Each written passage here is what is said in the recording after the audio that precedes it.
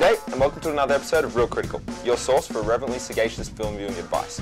I'm your host, Andrew Gardner, and I'm joined here today by a man who is violating his parole as we speak, Michael Sutherland.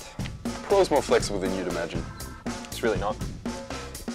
I should probably make a phone call after this. Probably do that. Today we're reviewing Buried. Awesome. Let's dig in. Really?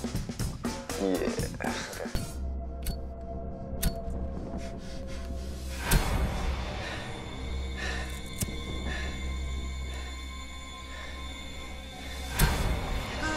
Spoiler alert, it's 90 minutes straight of Ryan Reynolds. Yeah, are you prepared to watch or for some endure an hour and a half of that guy from that pizza place alone in a box? If not, you're in trouble with this one. Ryan Reynolds plays Paul, a US contractor working in Iraq. After an attack by a group of Iraqis, he wakes up buried alive inside a coffin, with only a lighter and a cell phone that he can call anywhere on. It's a race against time to escape this claustrophobic death trap. Go into Buried with the right attitude and you'll find a great flick to watch with an audience. It lets you safely squirm in one of the most effed up situations imaginable, while you enjoy that overpriced popcorn and Coke. It's what thrillers do best. Don't let anyone spoil this for you. From the opening minute of darkness, you know you're in for an interesting ride. Director Rodrigo Cortés and writer Chris Sparling investigate every crevice, corner and terror one might find in a coffin. As Reynolds deals with the opening shock of waking up, so does the viewer. We must follow his journey. Like the character, we must cope with this foreign situation and learn to acclimatise to a new cinematic space. We explore the practicalities and go on a confined journey, absorbing what creativity the filmmakers can shovel our way. I'm embarrassed to say shovel. How did you end up in the coffin, sir? My convoy was ambushed. I got hit in the head. There's humour too. Dark, 6-foot deep humour. At times, Reynolds' calls for help sound like some kind of a metaphor for ringing your telephone company. Yeah, the writing flows naturally, and importantly, you never get bored. It doesn't really drag at all. You're always giving this poor guy your undivided attention. I'm being held for ransom. I need $5 million or I'll be left to die here. Okay, Mr. Conroy. Buried isn't just an obscene act of narcissism for Ryan Reynolds. It's also a brave venture for any actor, and it looks like it will pay off in dividends for him, as there's a lot of critical buzz already.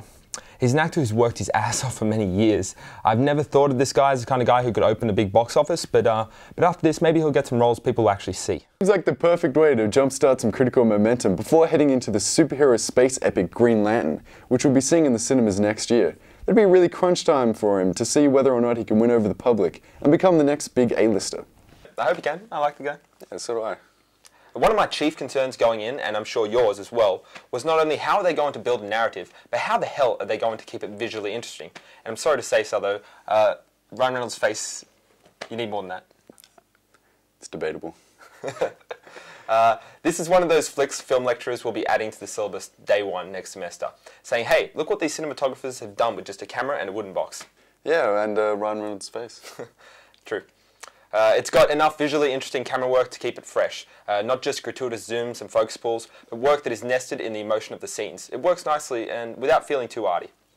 Yeah, and the sound design is excellent, borrowing heavily from the less is more school of thought. Mr. Conroy. Wait, hold on, wait. I need to know my name. What's going on right now?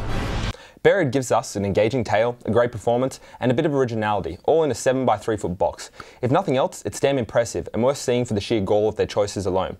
It works on all the right levels and hits all the right beats. I'm giving it 4 out of 5 stars. I agree. It's a fun ride that's not as arty as it looked. It's a thriller that will work for anyone. The filmmakers have a central gimmick that they don't use as a crutch, and it's challenged them to think creatively. Or outside the box. Don't do that again. Don't do what again? Anyway, they've risen to the occasion anyhow, and I hope some filmmakers will take inspiration from this. I'm going to give it 4.5 out of 5. I really enjoyed this movie. Alright, that's it guys. If you have any comments, please contact us at realcriticalfeedback@gmail.com. And if you have any negative feedback, Michael really likes being on the show. Give him a break. Hey, bring you back. Don't worry. It's a work experience, kid.